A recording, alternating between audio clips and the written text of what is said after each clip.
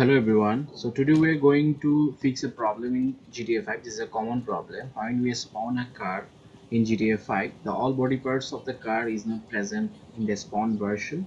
So we are going to solve that problem. I think you will face this problem if you have spawned the car. These are all my car collection in GTA 5. So first of all, I find the car which has the problem. Yes, this is the Defender 110. Awesome car is Land Rover just made. So you can see that the body parts are not present, so we are go to enhance trainer, native trainer, then go to vehicle, then go to modification, then go to fenders, and then click arc extension.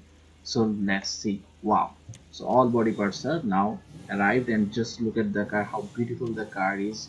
It is the four-door version.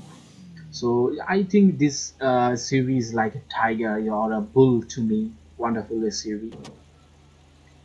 So as you can now see that all doors are open, the interior is very good.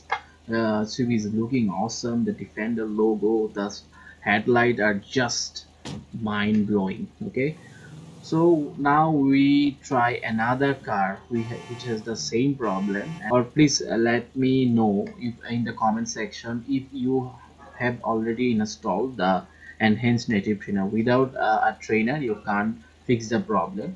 So this is all my car collection, and now I find another car for the problem, that is I think Rose Royal. So we spawn the car and let's see. The Rose Royal is awesome. Rose Royals, I think the best designed Rose Royal, but now you can see the all body parts are not present. So we click the arc extensions and all arcs are present here. So what a beautiful car this is. So now you can fix all your spawn cars which is the same problem, that is all body parts are not arrived in the spawn version, or arcs are not arrived in the spawn version. So you can solve in this way, and if you hold the edge particularly in this car, then the logo will rise up. You already seen this. Okay, so thank you so much. If you have any problem related to GTA 5, just let me know in the comment section. Goodbye, see you all.